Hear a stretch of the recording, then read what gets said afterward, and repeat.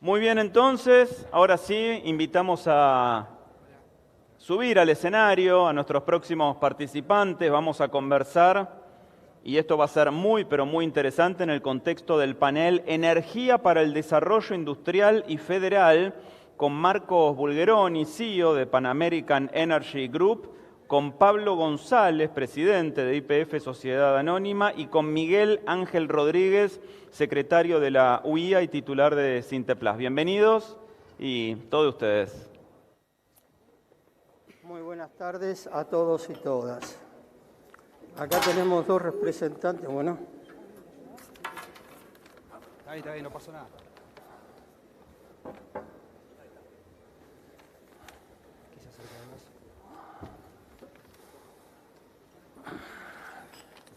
Bueno, como ya mencionado, vamos a hablar de energía, con dos representantes del sector, Pablo y Marcos, los cuales nos van a dar su visión con respecto a la ventana de tiempo que tenemos para usar las energías convencionales y sobre las renovables.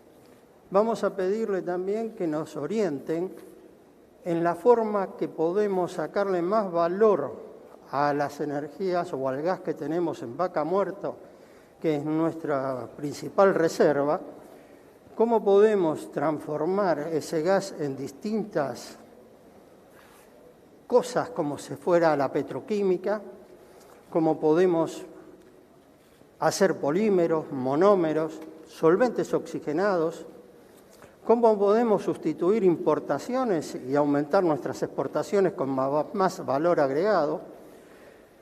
¿Cómo ven el desarrollo en los próximos años y qué ventana de tiempo tenemos para el uso de las energías fósiles? ¿Y cómo están las energías renovables en función del tiempo? ¿Cómo si integramos la cadena de valor con empresas proveedoras a todo el sistema productivo energético y el futuro de la tecnología en Argentina para poder desarrollar cada vez más económicamente y ser competitivo en nuestras exportaciones? Por lo tanto, Marcos, te dejo todo esto, empezá a ver qué nos podés contar. Muchas gracias, Miguel.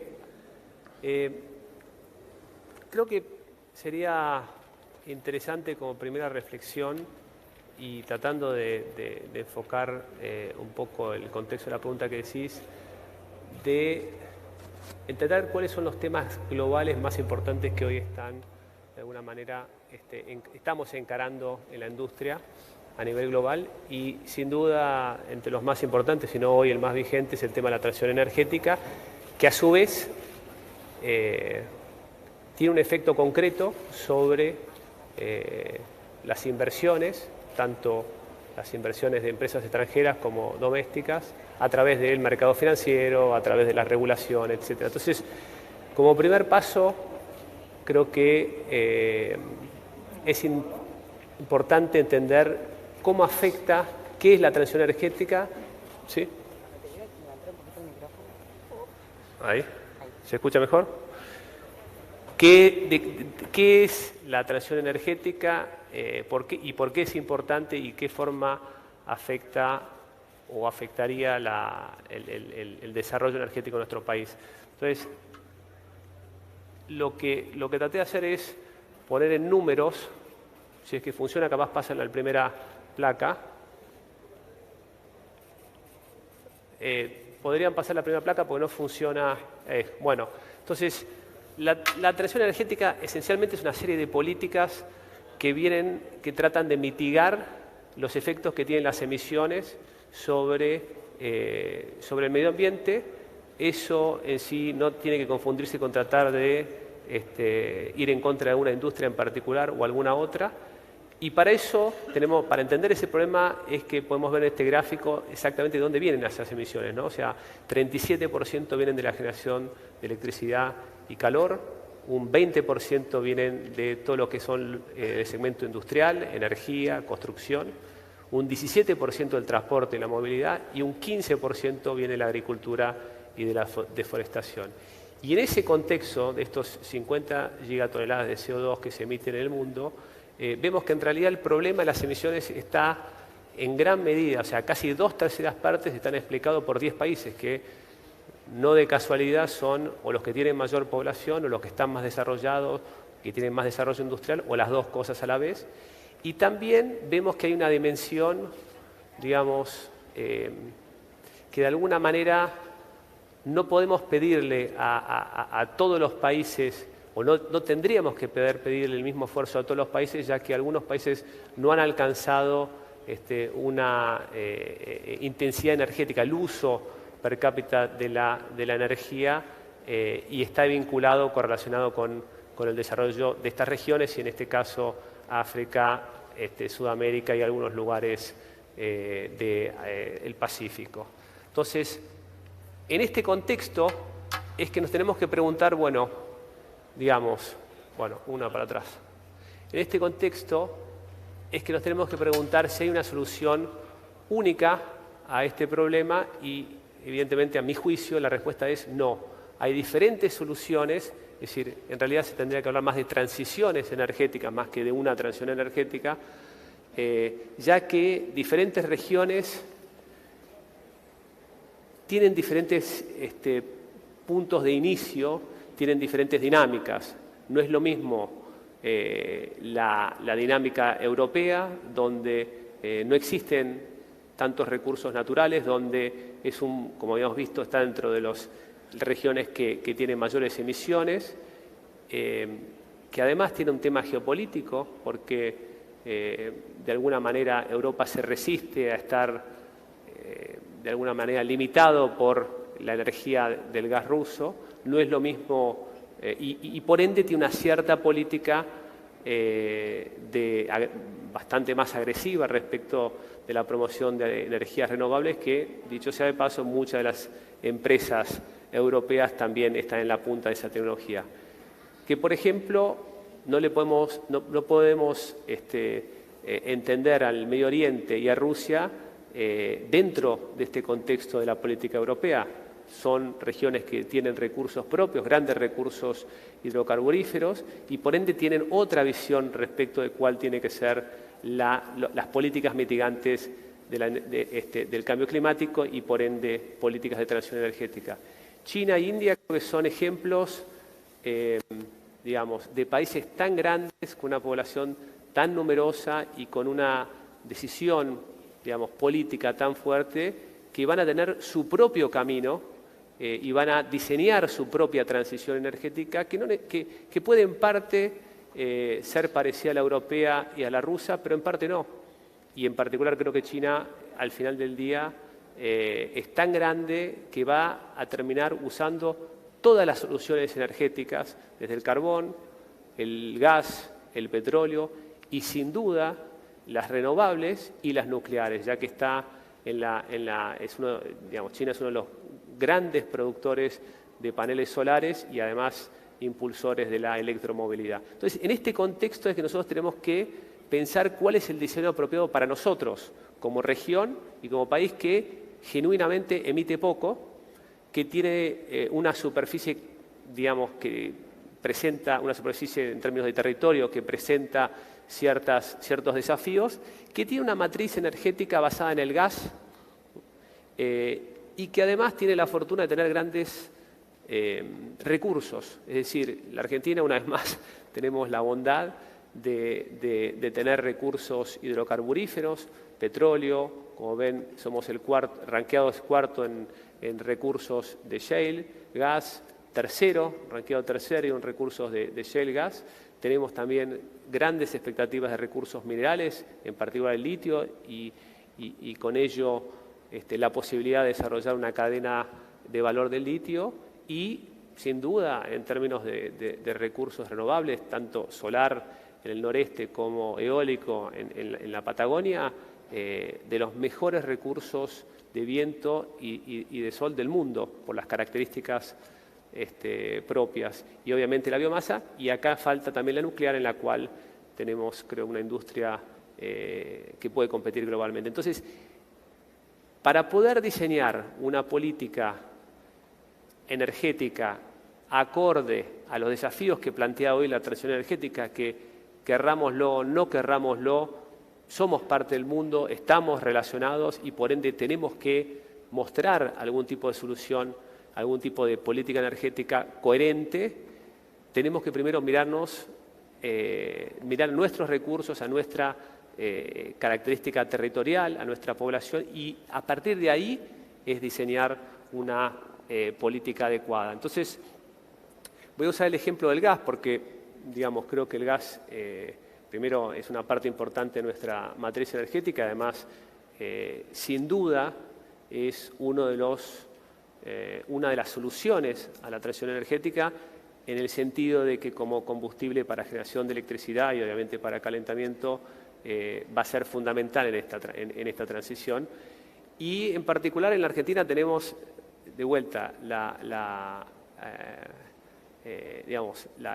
ventaja de tener grandes recursos. Y este gráfico a mí me gusta mucho porque da una dimensión del potencial de recursos en la Argentina. Si nosotros sumamos el consumo de gas de la Argentina y le sumamos también las exportaciones a los países aledaños y lo comparamos contra los recursos potenciales de Vaca Muerta de la cuenca austral, estamos hablando de 6 veces el consumo de los próximos 30 años. Es decir, el recurso es enorme y por ende tenemos la posibilidad, a través del desarrollo adecuado de este recurso, de generar, por ejemplo, en forma muy limpia electricidad y combinarla con la generación de eólica. El gas es claramente un vector de desarrollo industrial muy importante, tanto digamos, como generador de electricidad a precio competitivo, como también parte mismo del proceso. Lo vemos que es un elemento muy importante en la fabricación, la producción de aluminio, siderurgia, cemento, pero bueno, en el tema de los fertilizantes y otros petroquímicos claramente es un componente, es una materia prima. Y en particular también tenemos la ventaja, o digamos la posibilidad de que puede ser un vector de producción de hidrógeno, es decir, la reforma de gas, la oxidación del gas metano a través de un proceso conocido, junto con la recuperación de los gases de dióxido de carbono, son hoy probablemente la forma más económica de producir hidrógeno en forma industrial. De hecho, nosotros en la refinería de Campana producimos, si no me equivoco, 40.000 toneladas de hidrógeno en base a gas metano. Finalmente, también la movilidad es un vector posible de desarrollo en base al gas. Y claramente, como dije, es una materia prima para la parte petroquímica. Esto, sin duda, digamos, es parte de un desarrollo que se puede hacer a través de la red de gasoductos que tenemos, como también la red de exportación de gas a través de una planta de gas licuado. Así que, en síntesis, creo que tenemos que tener un diseño de una política energética digamos, que apunte a un desarrollo basado en lo que nosotros genuinamente vemos como ventajas competitivas, dada los recursos que tenemos, dada nuestro territorio, la infraestructura que tenemos, y creo que solo así vamos a poder ser, digamos, competitivos en este mercado que está sin duda siendo, digamos, está cambiando en base a las regulaciones de la transición energética. Así que... O sea que podemos decir que la pandemia nos deja una consecuencia que es lo que se habla del reshoring o de la industrialización de cercanía. Al tener energía y poder disponer de una ventana grande de energía que pueda ser competitiva, podríamos decir que también podríamos integrar con más industria al país y desarrollarnos unas capacidades para poder salir adelante y pagar todo nuestro endeudamiento. ¿Lo ves así? Sin duda la pandemia acelera un proceso que se inició hace ya bastante tiempo, pero que se exacerbó, digamos, de crear, del diseño e implementación de políticas que den soluciones, que contribuyan a soluciones en este desafío que es el cambio climático. Entonces, al exacerbar la pandemia, este proceso nos pone frente, sin duda, a tener que dar soluciones y a ser protagonistas, como industria estoy hablando ahora, ¿no? Digamos, como industria energética, protagonistas de este proceso, yo te diría no víctimas, o sea, tratar de evitar ser víctimas de un proceso y ser protagonistas. Yo no tengo ninguna duda de que la industria va a poder dar estas soluciones que van a ser compatibles con el desarrollo y con la creación de empleo y la inversión, como lo ha sido hasta ahora, digamos. Sí, lo que nosotros decimos es que queremos ser parte de la solución y no somos parte del problema. Esperemos que sea así. Pablo, contanos vos cómo ves la situación, cómo YPF se está integrando a todo este proceso y cómo YPF, gran jugador en Vaca Muerta y en el país en energía, va a contribuir hacia el futuro con la salida del país. Bueno, muchas gracias. Gracias por las preguntas. Yo las dividiría en tres partes. ¿Cuál es la perspectiva que tenemos en el corto plazo? Ahora estamos definiendo el plan de inversión del año que viene. ¿Y cuál es la situación de YPF? En segundo lugar, un tema que a mí me gustaría subrayar hoy acá en la Unión Industrial Argentina, es decirles cómo pensamos nosotros relacionarnos a partir de ahora con las 5.000 empresas que trabajan con YPF. Y en tercer lugar, un poco complementar lo que decía mi amigo Marcos en relación a cómo estamos trabajando en materia de renovables. En primer lugar, ustedes saben, YPF el año que viene a cumplir 100 años. Estos 100 años nos encuentran en una etapa de transición energética después de un año de pandemia donde YPF perdió $1.000 millones, donde se cayeron las ventas un 75%, con la obligación de tener que abastecer las 1.620 estaciones de servicio y garantizar la energía necesaria para que el país durante esa época de pandemia pueda seguir funcionando. A partir de ahí vino una renegociación de deuda dificultosa, digamos, con un sistema financiero que estaba viendo esta realidad de YPF, que venía de 4 años donde la producción de gas había caído un 8% y la producción de petróleo había caído un 10%, con la naturaleza compleja, jurídica compleja que tiene YPF, es decir, ese 51% que es del Estado, el 26% del Estado Nacional, el 25% de los integrantes, de los Estados integrantes de la OFEP y el 49% que cotiza en la bolsa. Con posterioridad a esa renegociación empezó un proceso de recuperación. Hoy yo les puedo decir que en función de los resultados que hemos presentado hace pocos días, hemos logrado por segundo trimestre consecutivo una EBITDA de más de $1.000 millones. Todo indica que el último trimestre del año también informemos una EBITDA superior a $1.000 millones, pero lo importante es que le tenemos que decir al sector industrial que durante este año hemos bajado nuestra deuda $747 millones. En algún momento de liquidez al principio del año podríamos haber optado por mostrar otros resultados, no obstante tomamos la decisión de bajar deuda y a través de un crédito del Fondo de Garantía de Sustentabilidad logramos financiar con $400 millones el segundo semestre del año. Ese Fondo de Garantía de Sustentabilidad está pensado para el sector productivo energético, fundamentalmente fue la decisión de este año en la Argentina, no se dio solo YPF, también se fue otorgando a otras compañías energéticas para acompañar este crecimiento. Hoy, en el caso concreto de Vaca Muerta, YPF tiene de los 100 pozos más productivos de la Argentina, 59 pozos de los más productivos. Ha logrado incrementar su producción durante este año, para que tengamos una idea, de unos 38.000 barriles que teníamos allá en el mes de febrero. Estamos en 58.000 barriles, de 38 a 58.000 barriles día.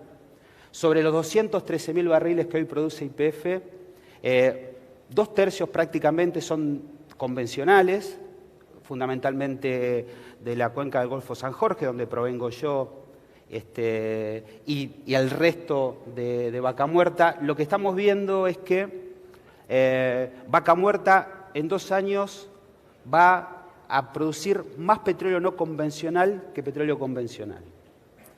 Dentro de 2 años, a estos niveles de crecimiento, la Argentina, por lo menos YPF, va a tener el autoabastecimiento que necesita en un 20% que hoy tiene que comprar para sus refinerías. El año que viene, en función de estos resultados que yo les estoy informando, que son tangibles, son palpables, ustedes los pueden consultar, nosotros estamos pensando ir de un presupuesto anual de 2.700 millones de dólares de este año ejecutado al 22 de 3.600 millones de dólares, es decir, por lo menos vamos a aumentar un 30% nuestros niveles de inversión. ¿Dónde lo vamos a hacer? Vamos a focalizar en Vaca Muerta, pero también vamos a tratar de recuperar los pozos maduros de la cuenca del Golfo San Jorge. Confiamos en que haya un acompañamiento normativo que determine ventajas comparativas a nivel impositivo para seguir creciendo. Es necesario incentivar los pozos de baja rentabilidad, de baja productividad. Es necesario tener una norma que establezca algún trato para los proveedores locales y las pequeñas y medianas empresas. Me parece que es necesario plantearnos hoy por qué tenemos los problemas que tenemos en materia de sistema de transporte energético en la Argentina. No puede ser que no se haya planificado en el mediano plazo que los NEUA 1 y 2 que hoy evacúan gas desde Vaca Muerta hoy estén colapsados. Es decir, la industria de gas creció más de lo que se pensaba. En el caso de YPF sobrecumplió el Plan Gas. El Plan Gas ha sido un plan exitoso y lo tenemos que decir. A nivel mundial, el GNL está en $30, nosotros el gas lo estamos comercializando a 3,55.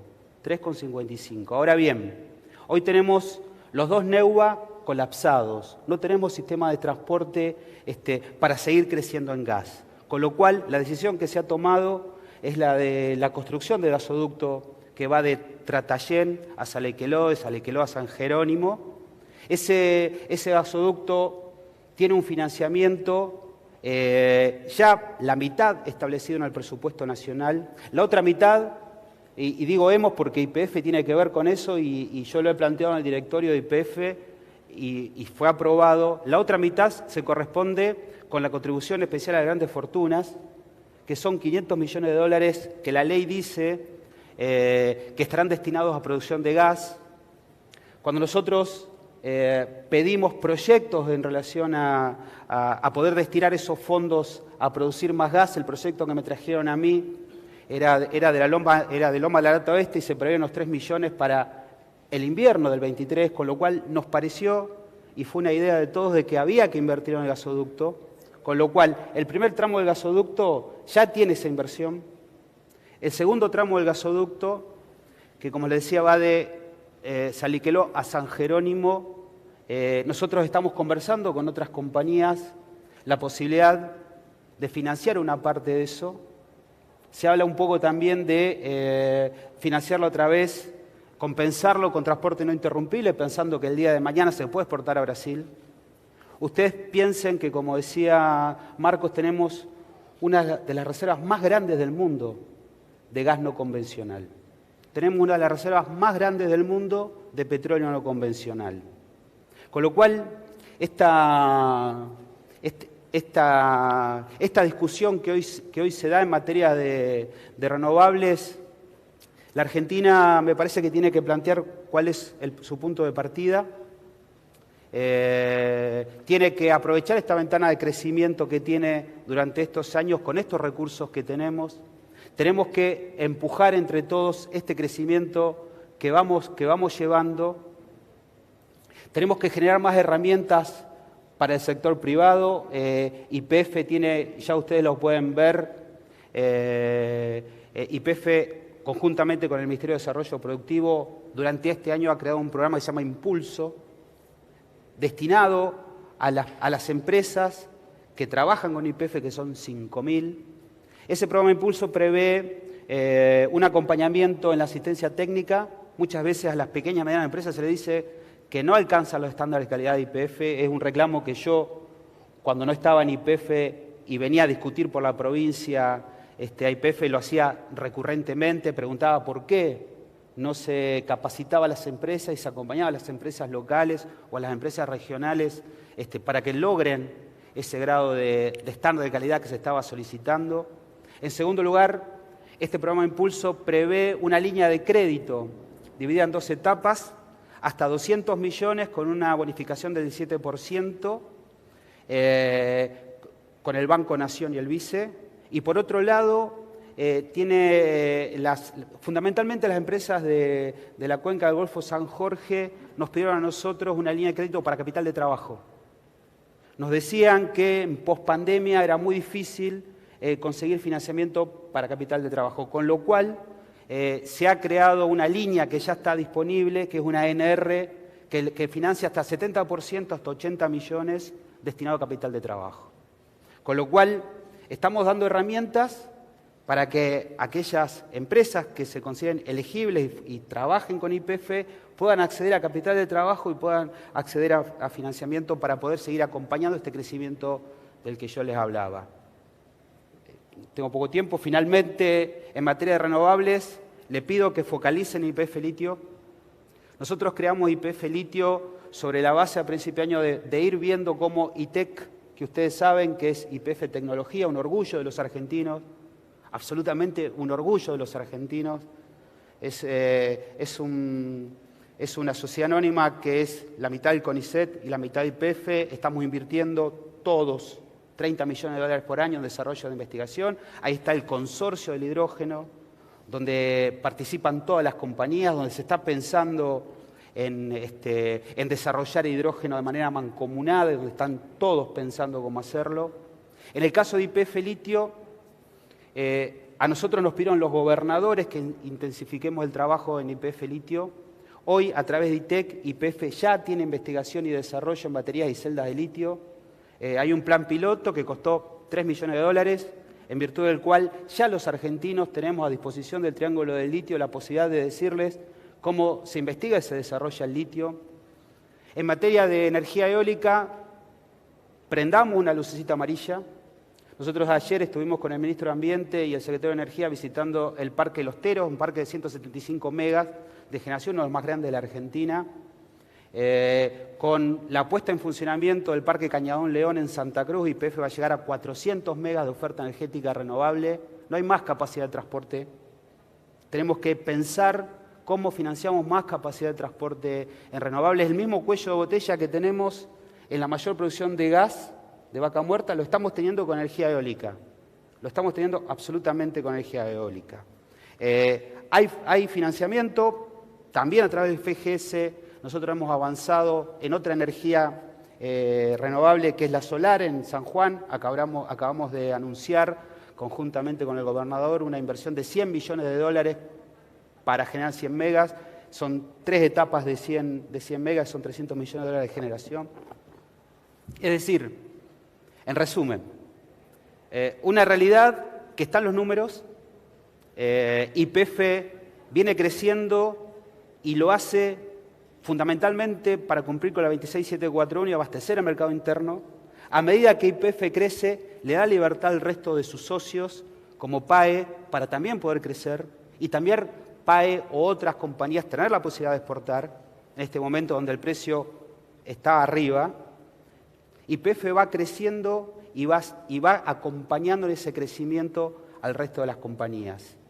YPF viene a cumplimentar una requisitoria de la norma que le dice que tiene que propiciar el desarrollo, por eso el impulso. YPF lo que tiene que pensar es cómo desarrolla esa riqueza y esa potencialidad en esta ventana de transición energética que tenemos, que yo coincido con Marcos, el vector es el gas. En esta etapa de transición energética, YPF lo que tiene que hacer es destinar mayores inversiones a poder lograr ese desarrollo para que ustedes sean más competitivos. YPF lo que tiene es que recrear una mejor relación con sus proveedores, tiene que pensar cómo desarrolla también la investigación para incorporar tecnología y cómo eso le llega a cada uno de ustedes. Para el día de mañana, si tiene un saldo exportable, poder exportar. Pero nosotros tenemos la posibilidad, en función de una decisión que se tomó en el año 2012, de poder darle sustento y desarrollo a una de las áreas energéticas con más posibilidades del mundo. Gracias. Bueno, Me pasé. Realmente, Pablo, te quisiera hacer muchas preguntas, pero estamos en rojo. Así que gracias por toda la información que nos han dado los dos y esperemos en otra reunión podernos explayar más. Veo que estamos cerca de poder mandar gas a Brasil. Bueno, muchísimas gracias. Muchas gracias. Muchas gracias a Marcos Bulgeroni, Pablo González, Miguel Ángel Rodríguez.